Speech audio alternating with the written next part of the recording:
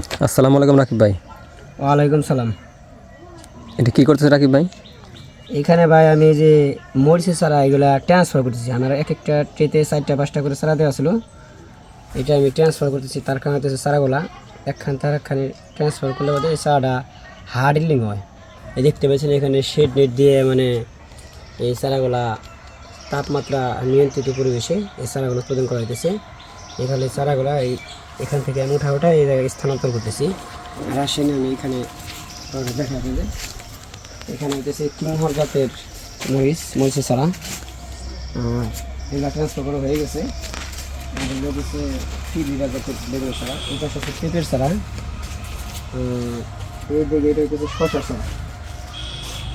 চারা, এটা হইতেছে চাল কুমড়া,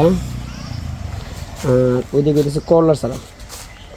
তো আমার কাছে এই ধরনের কোকোপিটের সকল প্রকার চারা আপনারা পাবেন। যদি আপনাদের লাগে তাহলে স্ক্রিনে দেওয়া নাম্বার বা আমার এই নাম্বারে আপনারা যোগাযোগ করতে পারেন।